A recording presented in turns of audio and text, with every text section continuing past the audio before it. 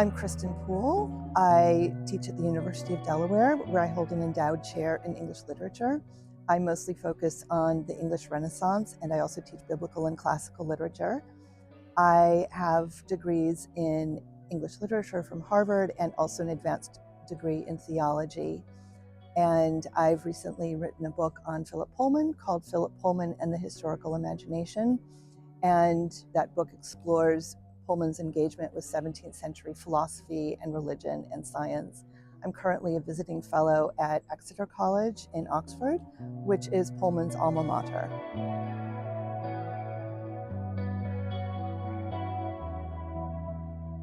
So I think I would start by defining myth the way that I would define myth.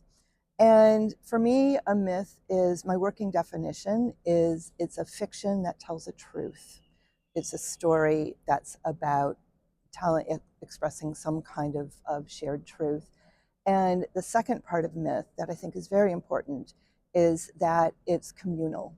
It's not just a personal story. It's a story that has been built up by a community to share and express values. And I think that one unfortunate thing that has happened to the notion of myth is that with the Enlightenment, there was a separation of the notion of fact and fiction, or true and false. And so this whole category of myth that was so important for centuries and millennia, of a form that hovers between, uses story to talk about something that a society views as truth, was really lost, and myth was relegated to the false in a way, and really sort of degraded culturally.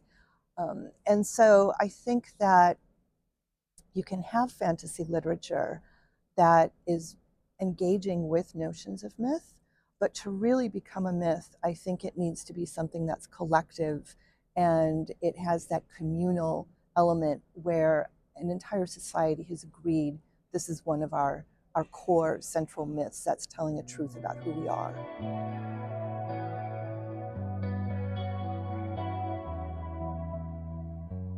I guess I don't mean truth as in a factual reality. I'm thinking of larger truths about humanity. What does it mean to be human? What does it mean to have love or redemption? Those are the larger types of truths that I'm thinking about. What is forgiveness? What do those things look like? So I think, again, that notion of fact equals reality is largely a post-Enlightenment development, where we only associate what is real has become what is factual or tangible or something that we can prove. And again, I think we've kind of lost an earlier notion of reality, which could encompass and embrace the supernatural, the mythic, the intangible, that which we can't quite see, also gets incorporated into truth. So I'm thinking of truth with a sort of capital T kind of truth, rather than factual reality.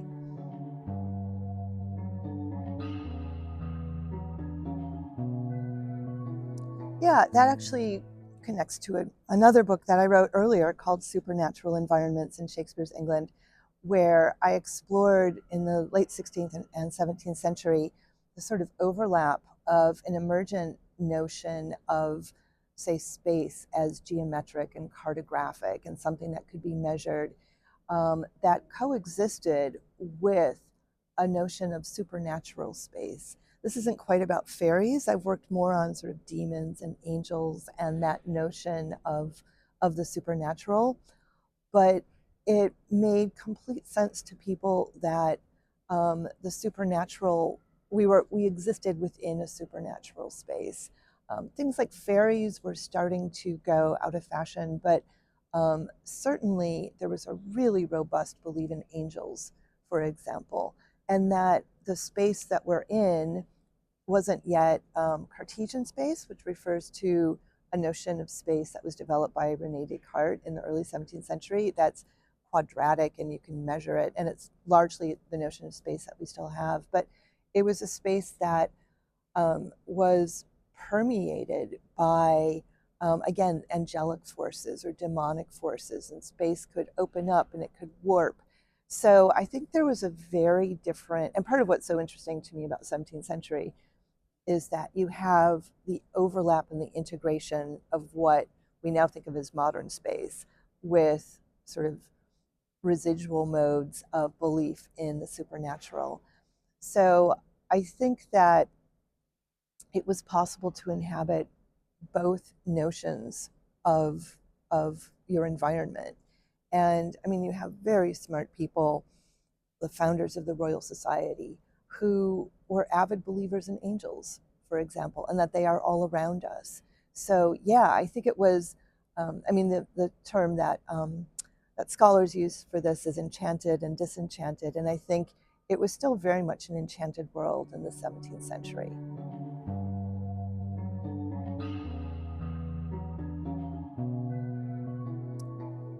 Oh, it's such an interesting question. I think, oh, I, that's Walter the cat. um, yeah, so it's really interesting to think about what happens with the introduction of Christianity and Christian notion of myth, and how you have Christianity sort of co-opting and integrating earlier notions of myth. And I think that happens, um, I mean, that happens across the Middle Ages, but even continuing into the early modern period. And one thing that happens with biblical study, for example, in the early 17th century, one movement that you have is to a sort of radical move to read the Bible as literal story, as literal history, and to excise notions of myth, which isn't the same as excising notions of miracle, but they tried to make it sort of more rational history and just read it very literally. That was one thing that was going on, but I think more prevalent was to integrate Christian myth with folkloric elements. And I should also say that, to my mind, Christianity, what I find so interesting about Christianity is the mythic qualities of it. And you can go from Adam and Eve, obviously that's a myth. The two versions of that story that got integrated and collated into the Bible, which is essentially an anthology that was gathered over thousands of years. And that you have that notion of, but and then even if you go to the New Testament, and I very much read the New Testament also as myth. So I think that it was a very powerful cultural category that could embrace both Christian myth and sort of inherited, original myths from a particular place.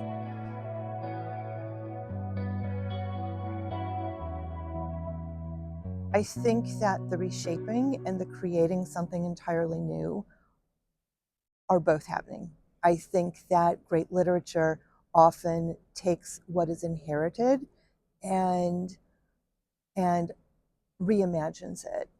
And I think one of the really unfortunate things about our own creative moment, and again, I think this comes from the pop music industry, is that we've gotten into a moment where we think of creativity has to be something that's radically, completely original, and that the job of the artist is to create something that nobody has ever thought of before, which is not the way that most artists and creatives have worked across time.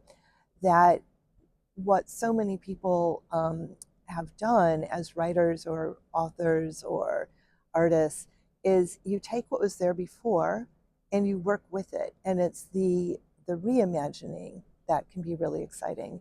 So for Pullman in particular, he's reimagining John Milton's poem Paradise Lost.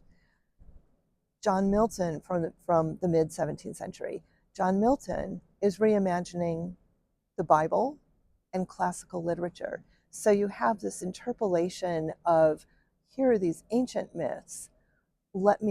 Milton's thinking about, how do I take these ancient myths and make them fresh and make them new, and sort of pull those forward, even as I'm doing a radical act of new creation. And Pullman does the same thing. And so he's going back and he's drawing forth Milton, and through Milton, he's drawing forth the Bible. He's also using elements of classical epic. So I think it's that, sort of bricoleur aspect of gathering and reimagining and putting it in our own historical context that really is what makes it fascinating.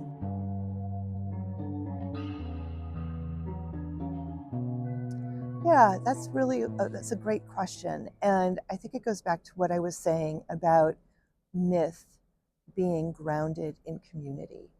So I think if you're just grabbing a myth from a different culture, um, without an awareness of where that myth is coming from or what is behind that myth, and plunking it into your own writing. First of all, I don't think that works very well aesthetically or imaginatively, but also I think that's not really doing the work of new myth creating. It's a little bit clunky and it's artificial and insensitive.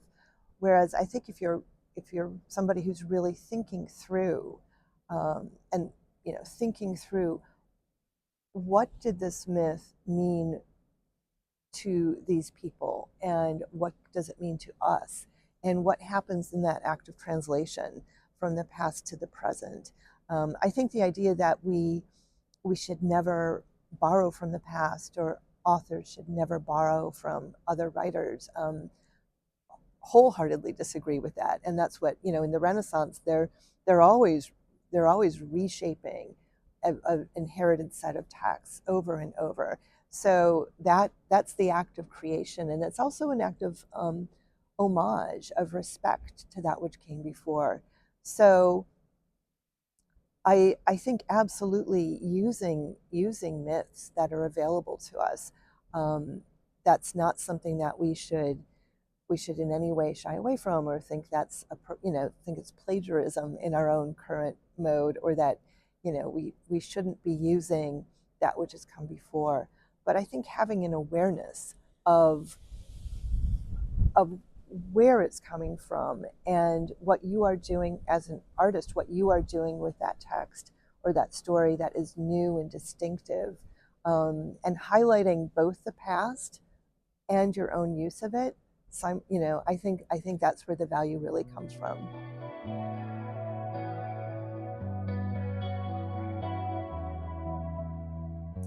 I think sometimes the word that we would use in literary studies for this is intentionality.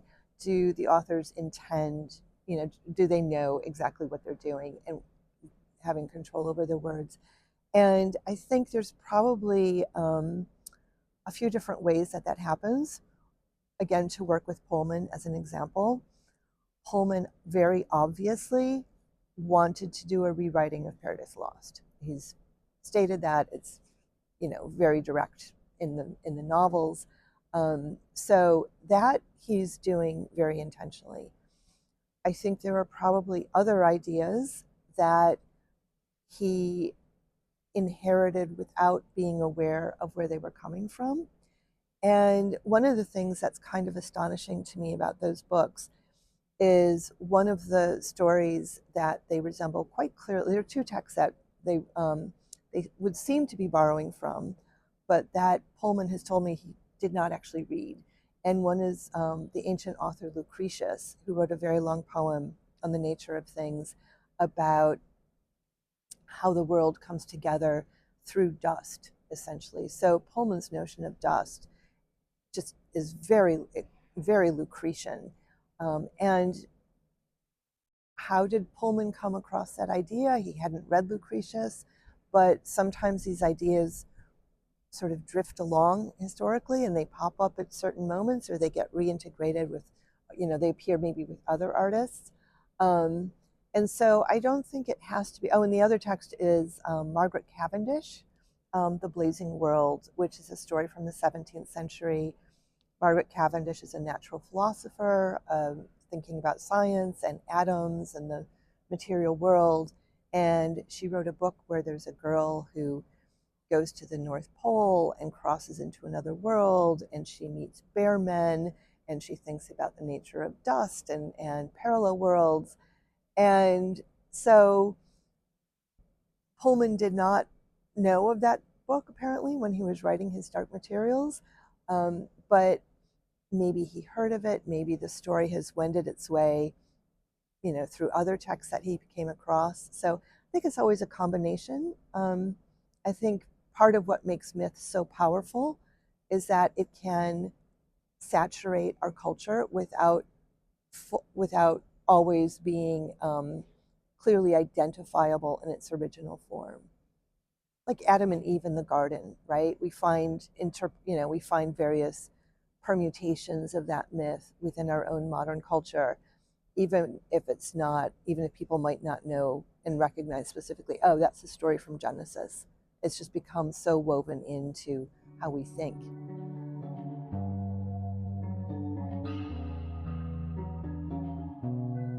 How I would answer that would be to go back to what I said originally about myth needing to be communal.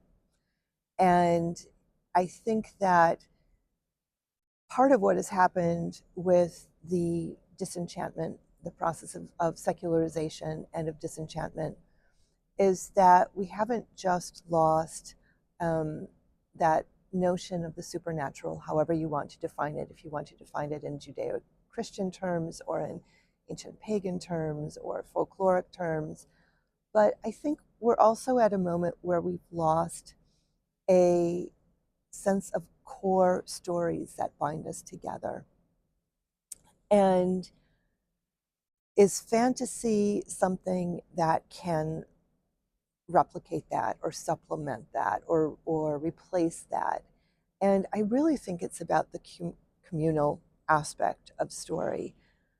If there were a story or a set of stories that a community sort of settled upon, that they felt, collectively through a process of cultural sort of conversation and sifting and I don't know, deciding. I'm not sure that cultures quite decide, but eventually over time, these things settle into place. Oh, here are the stories that express what we believe about value and, again, truth with a capital T.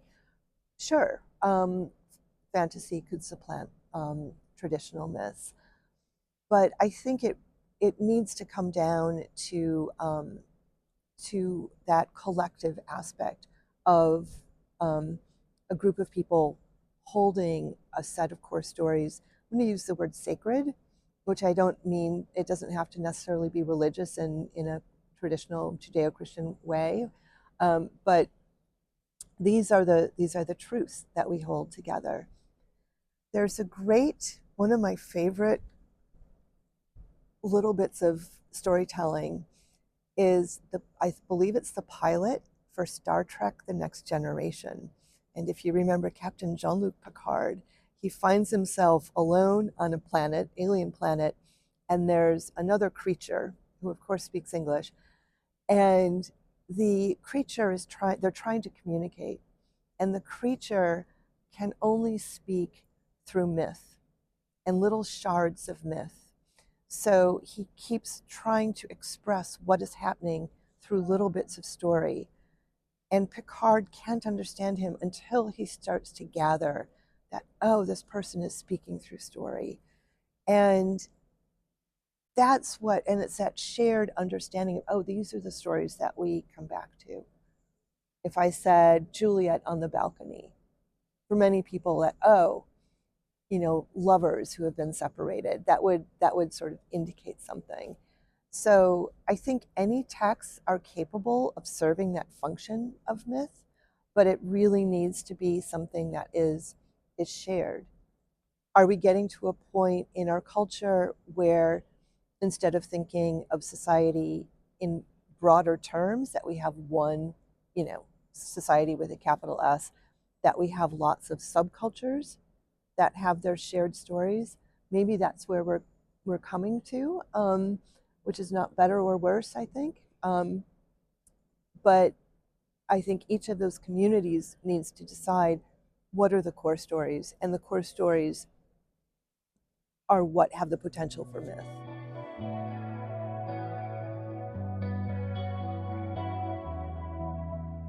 Yeah, it's frustrating to me that fantasy is being relegated to the side.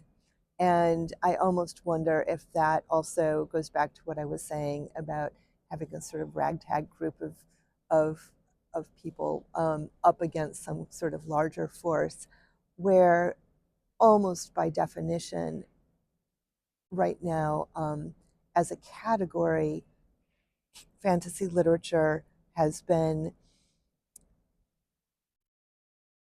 thought of as, not an elevated art form. And the paradox there is that it seems what people are reading the most and what people are interested in the most. So I think that one thing that Pullman has said, that in his collection of essays on writing, it's called Demon Voices, great book on storytelling. And one of the things that he wrote in that book was that we're at a moment where he says the old myths of Christianity are dead from his perspective, and we need new myths.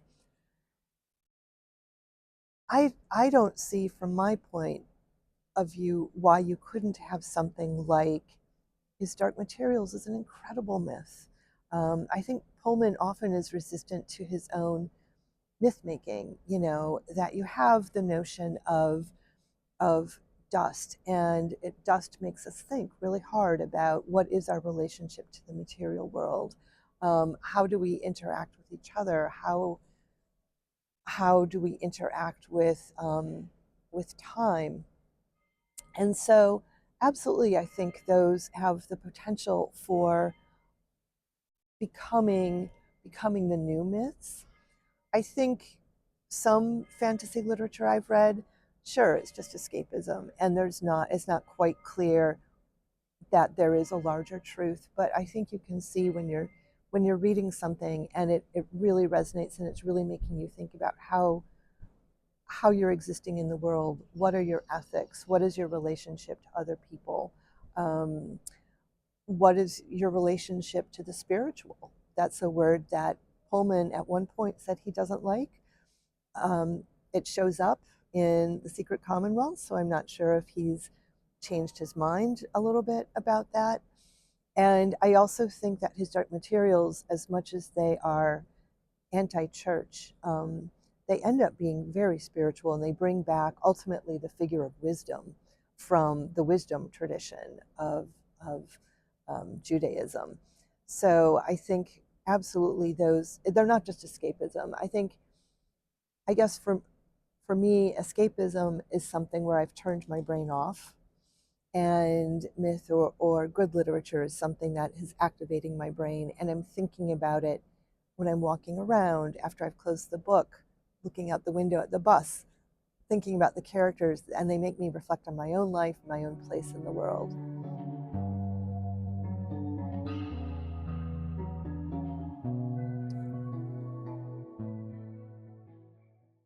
One of the things that I find especially interesting about Renaissance literature, 16th, 17th century literature, is exactly that mode of bringing stories forward, and also the expectation that audiences, their readers, would be recognizing the way that they're pulling forward a story and adapting it to give it new life.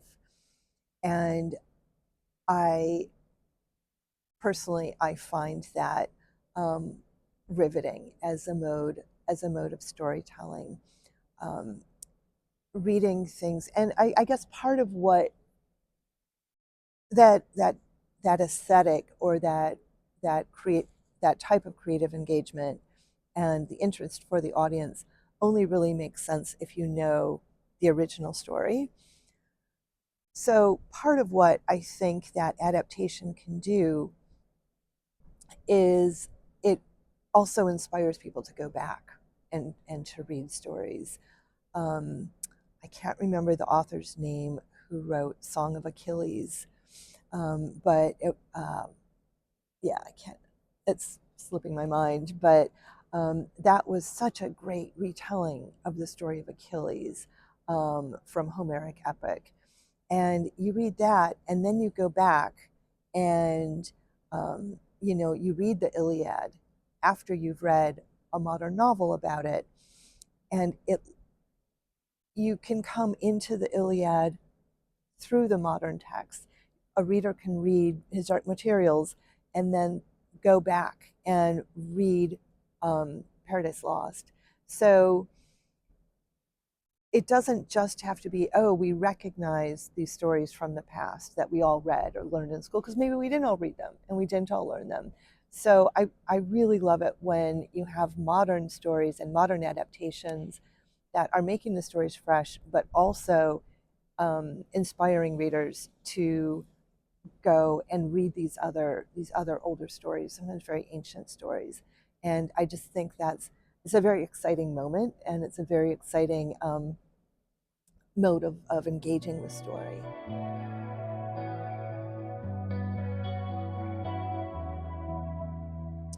So I keep coming back to the communal aspect of storytelling, the communal aspect of myth and having shared story. Absolutely, if you have a shared cultural myth that becomes monolithic, and we have seen moments in history, Nazi Germany, that's working with a shared myth, and that becomes a sort of shared national identity that does great harm and great devastation. So I think storytelling, I think we underestimate the degree to which storytelling can be manipulated in that way um, to direct cultures into horrific moments. At the same time, or I guess in the opposite direction, one thing that I think is very damaging right now is that in some ways we're at the end of having a core set of shared myths as our media landscape becomes really refracted. It's very hard for me to walk into a group of 30 students and find one text that everybody knows. Maybe it used to be the Bible, maybe it used to be Shakespeare, for a while it was Harry Potter, but there's not a single, I've had groups of 30 students where there's not a single text that everybody, maybe Star Wars still, but that everybody knows. And I think when we lose a shared set of texts, we lose a shared set of values. And everything becomes so refracted that democracy no longer functions, civil society ceases to function. I mean, I come from a culture, American culture right now, that is in the process of rapid deteriorate. It's rapidly deteriorating. I think we're heading into authoritarianism, and I'm not going to say that the loss of myth is the only reason for that, but I think it's a contributing factor. That I don't think that we don't share a story anymore, and we can't agree on what our story is, and we've got lots of little pockets with lots of little story, but we've really lost a sense of cohesive set of myths through which we're expressing shared value. So yeah, I do think we're at an incredibly dangerous moment right now, and the sort of internet revolution has brought about so many amazing things, but that refraction and collapse of shared myth and shared story identity, I think, is part of the problem that we've got going on right now.